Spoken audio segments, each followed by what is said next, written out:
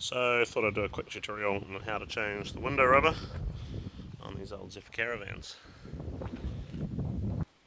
Once you've got the glass, the window out, the hardest part's probably taking these little screws that are in here on these little L brackets in the corner out. If yours are anything like mine, they will be very, very, very difficult to get out. So I let them soak for ages with a bit of CRC, and then I also used a blowtorch just to help loosen them off, because it's very easy to round off these flathead screws. That's probably the trickiest bit. Once you've taken the top section off, you only need to take one out completely. So I'm going to work in my rubber from this end here. So on my first one I used water and soap. Yeah, no, waste of time. CRC in the channel all the way around. And then also, just before you start feeding it in, spray the CRC down this channel. Now I've pre-cut the little guide bit off the end there, so that when it gets to this end, I'll still be able to access those screws like that. You have to cut it off, otherwise it bumps into the screws and it will go no further. I've left a little bit of excess just on the tip there as well. So I put CRC in this channel as well, and then feed it in and start pulling. So with the CRC, a little bit tricky to do with one hand, but as you can see, it goes in real easy. Already up to there. Navigating the corners ain't too hard, but definitely easier with two hands. 1 second.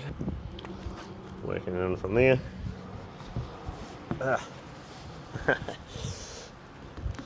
Yeah, I know this is a terrible angle, but as you can see, it's working around really quick and easy. Working it around the corner, and you can see down here, I like to just work it a bit from that side. The last corner is the only one that's tricky, and then that side. And have a look down here. Even after 3 corners with the CRC, that's just sliding in real easy. So now this will shrink and expand. So what I've done is I've pushed this all the way up with a bit of excess, as you can see, and I've really shoved the rubber, which stretches quite a bit, in this direction to get as much on as possible. And then I've marked down here, you can see my little mark, one here where the screws are, and then another where I'm going to do the cut. So I've got more rubber on here than probably it will need. My theory being I can always cut a bit off, but if it shrinks, then I'll end up with a gap at the top, which I don't want. So let's just quickly cut that. So I'll push it back through, and then I'll cut off this little bit of rubber that goes in the slot. So I'm going to push it that way, do the cut, and then come back. Right, so I've made that cut off camera. You can see that there.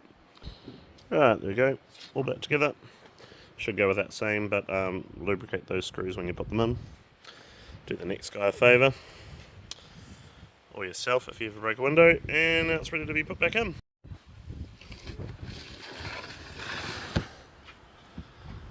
And there we have it. Job done.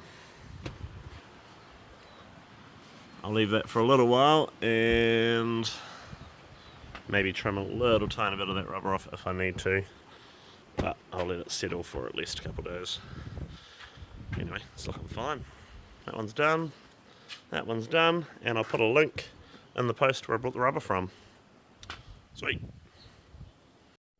Oh, so one last thing, when you refit your window hardware, you may find that your swing locks with the new rubber don't actually go over. So last job, I'm just going to move these little latches back, about a centimetre back, just so I can get those swing locks over the top.